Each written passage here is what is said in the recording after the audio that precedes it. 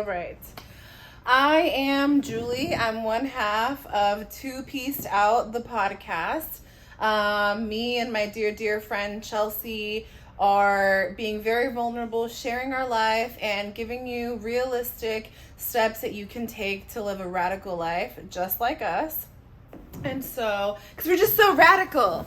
And so with that, today we're going to talk about a topic that is a little spicy, and I feel like hopefully you can learn from some of my mistakes. Hopefully you can take the good, learn from the bad. Maybe you yourself are going through this, so maybe you're going to resonate. So without further ado, what we're talking about is co-parenting, the act of sharing a child with someone that you are no longer in a relationship with. You know, usually when you have a bad breakup or you decide someone is not the person you need to be with, you're able to just cut them out of your life. Unfortunately, when you have a kid, it's not that easy. You still have to deal with this person.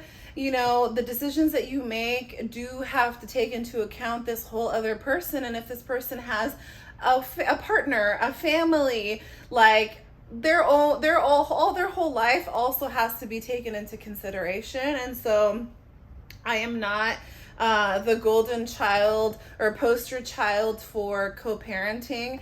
Unfortunately, I haven't had a very good go at it. I think a lot of it hasn't been my fault, but of course I've also played a part. And so let's just get into it. So the first thing I want to talk about is some of the things that maybe no one really prepares you for because you really don't know until you go through it. I feel like for me, it was seeing all of these examples of great co-parenting, you know, relationships, especially on TV where everything just looks so easy. I thought like, well, man, we're just going to snap our fingers and everything is going to be perfect. And I don't think I gave enough time for my children to get comfortable sharing or mixing of the two worlds. I don't think I realized how trying it would be, especially after a super ugly court custody battle. I don't know how else to say it. And so that would be my first tip. If you're, you broke up with the person you had kids with and you guys are trying to co-parent, it's like, be positive, show up to all the things, put the kids first, but also tread lightly. Because I think in wanting to do what's best for the kids, sometimes we sacrifice ourselves and our spirit and maybe don't realize that sometimes kids don't know what they want. Like an example is after this like horrific horrific custody battle, we signed the kids up for soccer jointly. And, you know, it was two families trying to co-parent, also trying to make this whole soccer sport thing happen. And it was super uncomfortable. Some really vile shit had just went down. And here we are all just small talking and pretending like we're all friends. And I think the cue that I wish I would have listened to was that of my kids. I don't know if they're fully aware, but I feel like in the mixing of the two worlds, maybe they could feel that it wasn't as genuine, or we were doing it for them. We had not like resolved our issues. So like the tension was still there, and I could just feel in their little hearts, like they didn't want their two worlds combined. They didn't want, to take my picture or to have take a picture with me, or to have too long of a conversation when their dad and their stepmom is there, and vice versa. Like it's this uncomfortable position that I think we don't realize we put these kids in when we're trying to be good sports, when really like shit hasn't been figured out. The next one is kind of harsh, but it's honest, and it's something that I think about all the time. So I was a super young mom. I had my kids 3 months before my 18th birthday, and I chose to be a parent, you know. I missed out on a lot of things. Like, I was a baby having babies, not 1, 2, 17, having twins.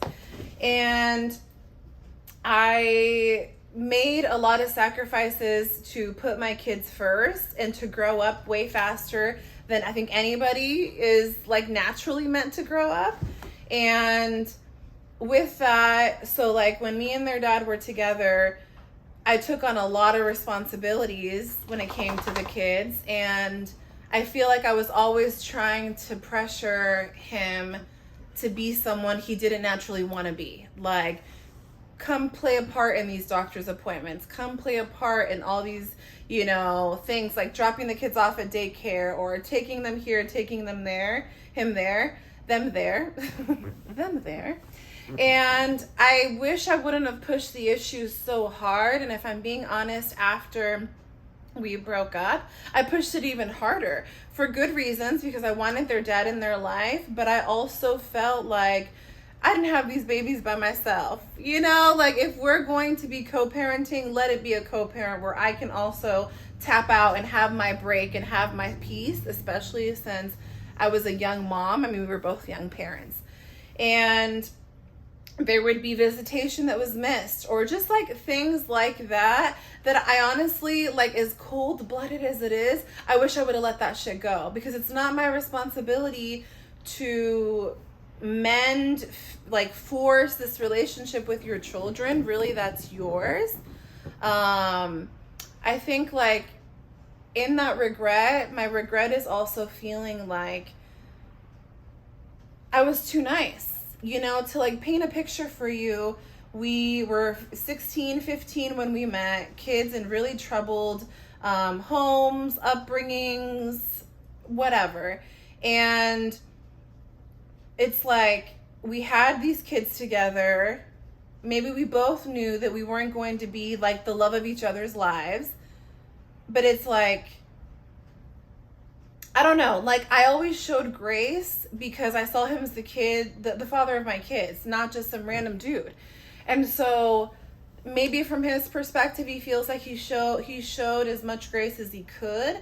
From my perspective, there has been no grace shown on this side. Like, I feel like every opportunity to tear me down or every opportunity to make me look bad has been taken. And my regret isn't wishing that I would have taken the opportunity to bash their dad. My regret is, why did I sugarcoat, or why did I like cover for him? Like, I just should have been more honest. I should have been more honest about what was really happening, my reasoning for some of the decisions that I was making.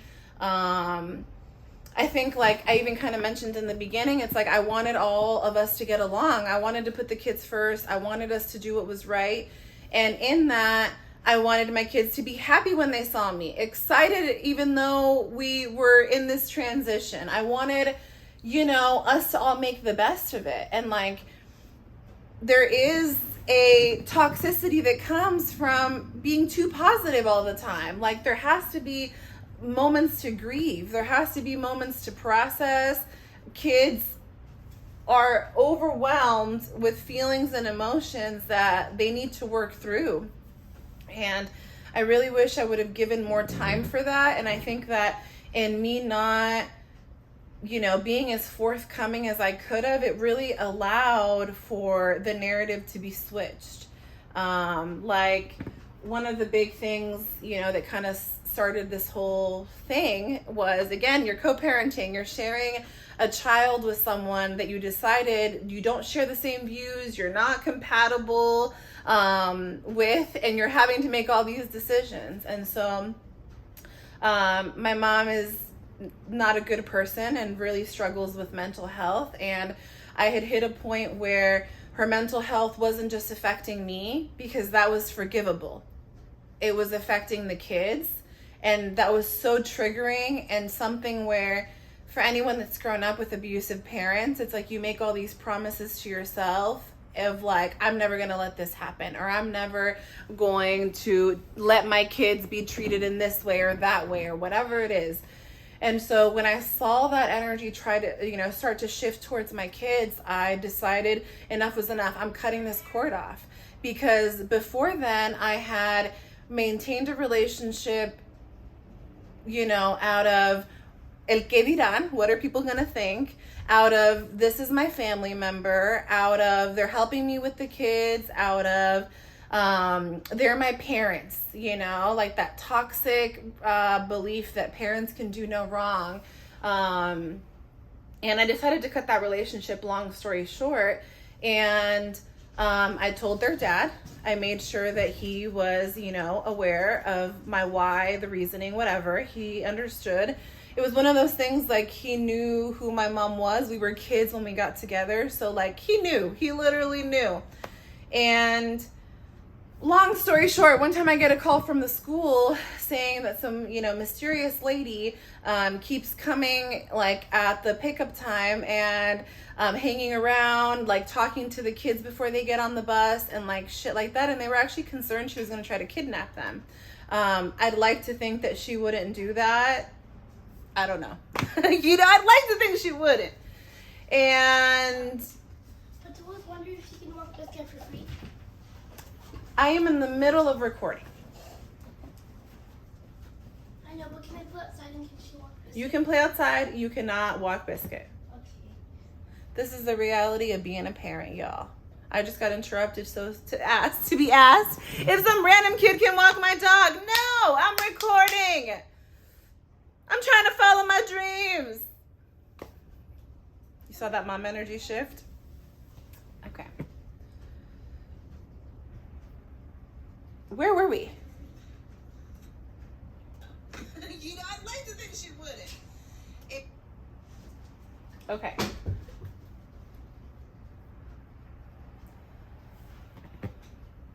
And so I come up to the school, I run into her, and I'm basically like, she's super shocked to see me, literally disappears. And so I'm just like super confused. Like, what the fuck? Why is she at this school? Is she really trying to take the kids? Like, what's going on? I'm just like so confused. And I asked the kids, they acted like they didn't know really what was going on. Come to find out, there'd been a couple of times, she had come to see them. Time goes on, and the reality of it was that they were seeing my mom behind my back because their dad and their stepmom were undermining my decision. And not even like, this is my thing. If you're proud of what you're doing and really what you're doing is for good, like if what you want is for those kids to have a relationship with their grandmother because you don't think it's toxic, you could have said that the moment I addressed it. You also, maybe if you changed your mind or had time to think about it, you could have said, hey, I'm going to let the kids see their grandmother. I get that you don't agree with it, but on my time, this is something that I'm okay with. And so this is the decision I'm making. That did not happen. He actually had the kids lie to me. Like, they were basically told almost verbatim, like, you can't go and tell your mom this because then you're not going to be able to see your grandma. So if you want to continue to see your grandma, then you can't tell your mom that you're seeing her, which so detrimental on so many levels. Like, kids are not equipped with the brain power to always understand the why behind what parents do. That's not to say that parents can do no wrong, but it's like, if you're a child and you love your grandma and your grandpa and your mom is telling you that you can't see them, and then your dad is telling you, I'm gonna allow this because whatever, you guys love your grandma, she's good, whatever the narrative was, that really starts to set the stage for, okay, my dad doesn't respect my mom or her decisions. Like, he doesn't think that she is able to make those kinds of decisions for me. 2, I am now like having to carry this burden of lying to my mom and being in the middle of this. And so it really just like put the kids in the position to have an opinion, to have like, to be in the middle of conversations when they would sit there and talk badly about me. Because y'all, I could go on and on and on. Like, my if there is no background, it doesn't make sense. My mom was an abusive mother. My mom was a very abusive mother, and in turn went on to just do a bunch of evil shit and spend a lot of time with my ex and his wife. I mean, they became family. Like through them all sharing their dislike for me and their feelings for me, they all became family. And so I know it just sounds like I'm venting and I'm going on and on and on, but that brings me to my next tip. It's like, find that balance of how much do I tell my kids and how much do I not tell my kids? I think that me and my ex did two different extremes, and I don't think either of them was healthy for different reasons. I think like there's a saying in Spanish, quería tapar el sol con un dedo, you know, and you can't do that. Like, you can't cover the sun with a finger. Like, you can't hide the truth. You can't rewrite history just to save someone's feelings. Like, that's not my responsibility. I could have been more honest about how I felt about boundary. I could have been more strict with certain boundaries or things that made me feel uncomfortable. I could have been more forthcoming as to like without talking shit about their dad. I could have been more honest about, hey, like, your dad wasn't able to come this weekend. You know what I mean? Like, even those were things that I didn't say. I remember being in court and like, he used to drink and drive and like do a bunch of shit like that. And like, I kept that stuff. Like, I didn't even, long story short. And on the flip side, it's like, there were times where even though I feel like my ex and his wife were the ones that sat there and talked all this shit about me and like encouraged the kids to also be upset with me and almost like have to defend them towards me. But it's like, if I'm being honest, there'd be times they would bring me drama. Like, my stepmom said this. I would sit there, ask all these questions, and like, I would continue this back and forth. You know, like, it's like you're in competition. Like, I think that's the biggest thing of like, you break up, you're co-parenting, you each get your, you know, partner or whatever. And if you're not mature enough to handle it, it's like the competition starts and it's a tit for tat back and forth. And it's like you're both competing to be the best parent. Who won the best? Who is doing the best after, you know, the breakup or whatever. And I don't know. I remember like me basically hitting a wall and feeling like even though I'm really upset at them for all these hurtful things, I'm also playing a part. And like, at some point, somebody has to call it. Like, somebody has to be the bigger person and walk away. And I remember I sat down with my daughter. It actually happened because I caught her. She was with me for the summer, and she sent a text message to her stepmom, basically like saying that she had told me off in a way that she had not. And I saw that. And instead of being angry because she's lying, I more so felt bad that she felt like she had to stand up for, like, when she's with me, she has to stand up for her stepmom and vice versa. When it's like, kid, you don't need to be in the middle of this. Like, you don't need to be a part of this. And I remember I sat her down and I told her, I took responsibility. I said, you know, I'm sorry for like playing a part in this chisme back and forth of like, he said, she said. And I said, at the end of the day, like, you love your dad, you love your stepmom, you love me, like, you love your stepdad. Like, let's just cut it. Like, let's just not be a part of it. Like, and I proceeded to basically be like, I don't want to hear any drama from your dad, from your stepmom. I don't care what they said about me. Like, I don't want to play that game, you know? And I remember her little face just looking at me like so thankful and so relieved. But I think like the shitty part of it all is like, by that point she was living full time with her dad and her stepmom. And I think that like, me not wanting to play the game, if anything, just backfired, because there was a whole other side that till this day continues to play the game. So yeah. I told you, there was misfortune. It was not all sunshine and butterflies, and I did not have the best shot at it. And so I'm hoping you can learn through my mistakes. I'm hoping you can take, my stories, the lessons I've learned, the mistakes that I've made, the things that have happened to me, and learn from it, be better than it. I'm at the point where I know that I've done everything in my power to be the best co-parent I can be.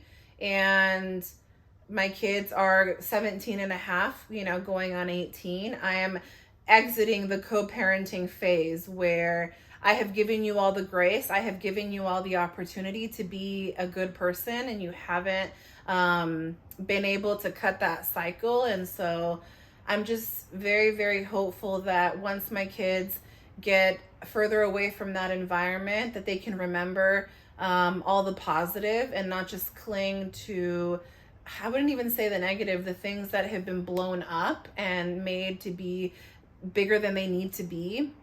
And I really hope that life experience just reminds them that sometimes parents don't have all the answers. Sometimes parents aren't perfect. Sometimes as a kid, it can seem like things are happening, like your parents are doing things specifically to hurt you, when really it could all just be a misunderstanding. And so it's where's that balance? I come from a really abusive home, and I've really challenged myself to try to see things from my parents' perspective in general. And so there's definitely a lesson in that of I don't know, I remember wanting so badly to get out of that home because of all the harm that was happening. And then once I was out on my own 2 feet, feeling a sense of appreciation of it's fucking hard to keep the lights on. It's fucking hard to hold a job, to work on your mental health, work on your physical health, have fun, budget your money, save your money, work on your credit, pay for your gas, have adult relationships. This shit is not easy. This shit is for the birds. And I think it really just helps with the perspective. And so I feel like I'm just going on a tangent. This was Julie two-pieced out the podcast. These are my thoughts on co-parenting. As time goes on, we'll be sharing more. Chelsea is also going to be sharing a solo episode where she talks about her co-parenting journey. Hers is very different than mine, and so I think it'll be a really great contrast to my experience. And thank you so much for joining us. If you resonate, comment, listen to our podcast, subscribe, share that shit with a friend, tag somebody. We really are betting on ourselves, going out on a limb, and we know what we have to offer. We just have to find the right people. And yeah, if no one told you today, I love you.